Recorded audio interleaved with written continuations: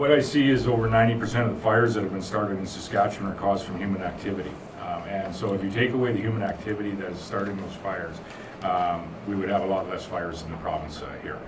When it comes to climate change and Saskatchewan's contribution to the products that we produce to global climate change, my advice and my firm belief, and what I have talked about since long before being in this position, is that we actually need to produce more Saskatchewan agricultural products, Saskatchewan food products, Saskatchewan potash fertilizer, uranium, as we know what it is used for, because it is far lower in emissions per ton of production than any of its competitors around the world. And if I would point you to a Global Institute for Food Security, which is a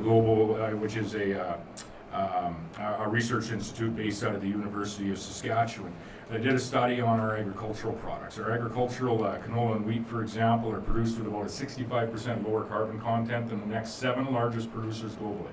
When it comes to peas and lentils, that climbs to 92 and 120% lower carbon content per ton of production than the next 6 or 7 global producers around the world. When it comes to potash, we're half. We're half of the next largest producers, which are Russia and Belarus.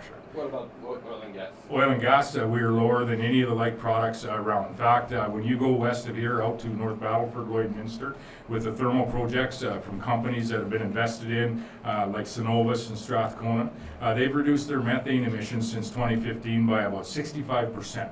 Name me another industry globally that since 2015 has reduced their methane emissions by 65%. The Saskatchewan energy industry has. Down in in the Weyburn-Midale oil field, we have a couple of companies down there that are operating on a net zero basis. Name me another oil company globally that is operating on a net zero oil or net zero carbon basis today. And so what I say when it comes to what is a global challenge, not Saskatchewan, Canadian, or even North American, if we want to reduce our carbon footprint, you need to buy more of what we're producing here in Saskatchewan, you need to buy more of what we're producing in Canada. And so it would do the world a great service and global citizens a great service from an environmental and climate change perspective to ensure that we have that corridor port to port, and we're connecting the products produced in Canada to the Asian market and to the European market. And yes, that includes connecting a pipeline to the port so that we can not only increase the price per barrel of oil that we're getting in Western Canada, thereby benefiting all Canadians, but providing a much more sustainable product to the world than maybe some other areas of the world are. And when you look around, those areas might not be that ethical in their production either. We have a responsibility, and the best stewards of forestry is the forestry sector.